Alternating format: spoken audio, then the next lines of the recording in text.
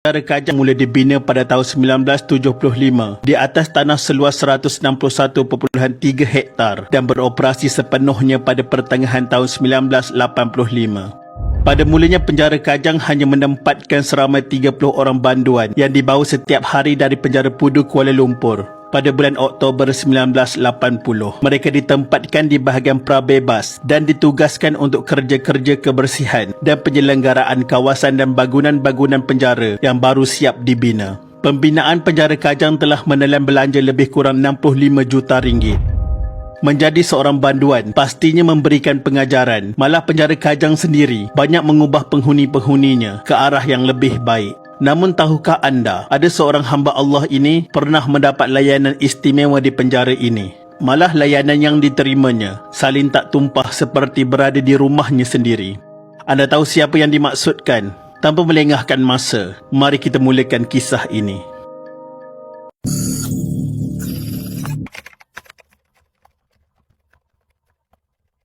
Kisah yang menggemparkan negara ini berjaya dibongkar oleh wartawan Badrul Hisham Bidin dan rakan-rakannya dalam akhbar Melemel bertarikh 19 Ogos 1989.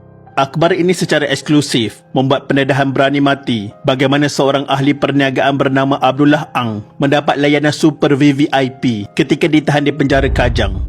Selain biliknya siap dilengkapi peti sejuk, kapet, perakam video dan tilam air khas, Abdullah juga dilihat keluar masuk penjara Kajang macam penjara Kajang itu dia yang punya. Untuk rekod, beliau telah dilantik dan menjadi orang kepercayaan Perdana Menteri ketika itu, di mana Abdullah Ang pernah dilantik menjadi Ketua Eksekutif Perbadanan Pelaburan Seberang Laut Malaysia MOIC dan mempunyai ramai kenalan rapat dalam kalangan pemimpin dan pegawai kanan kerajaan. Mengikut pertuduhan mahkamah, Abdullah Ang telah dihukum penjara 8 tahun dan dikenakan denda RM100,000 selepas membuat rayuan oleh Mahkamah Tinggi Kuala Lumpur pada 15 Disember 1986. Hukuman ini dijatuhkan kepadanya setelah dia mengaku salah atas tuduhan pecah amanah yang melibatkan wang berjumlah RM338,808.80.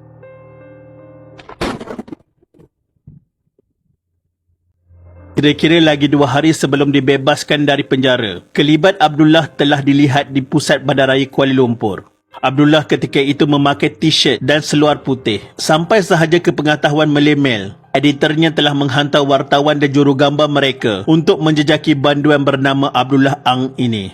Dalam laporan Melemel itu juga memperlihatkan bagaimana Abdullah dengan selamba berada di kilang pakaian milik keluarganya di Kuala Lumpur. Lebih mengejutkan, malah tidak ada seorang pun warden atau pegawai penjara yang mengiringinya ketika itu. Apa yang berlaku begitu mengejutkan rakyat Malaysia kerana bagaimana Abdullah, seorang banduan, boleh dilihat keluar masuk dari penjara dan bagaimana kelengkapan selnya begitu hebat seolah-olah dalam sebuah hotel. Namun ketika jurugambar Melemel sedang asyik merakam kelibatnya, tiba-tiba Abdullah terperasan dan terus menutup wajahnya dengan menggunakan sehelai tuala. Emir rasa mungkin dia jenis seorang yang pemalu agaknya.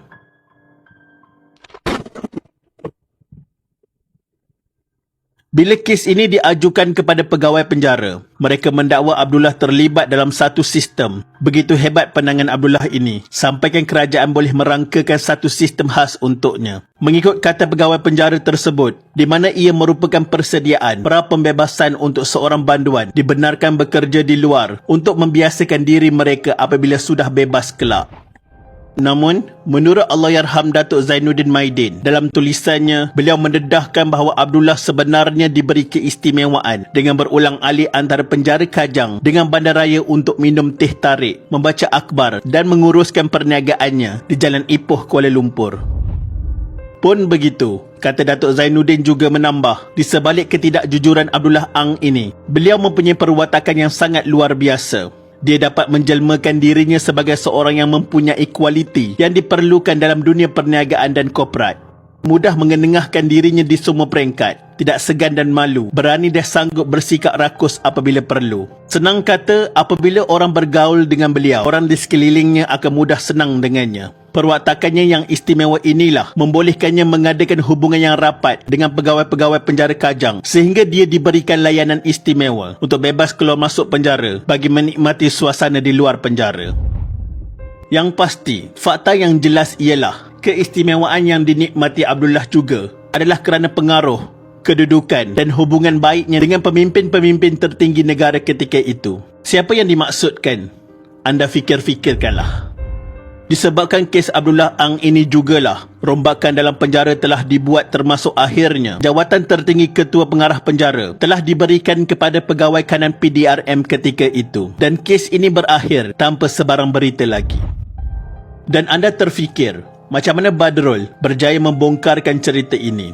Sebenarnya kegigihan wartawan Badrul dan kawan-kawannya ini amat dahsyat.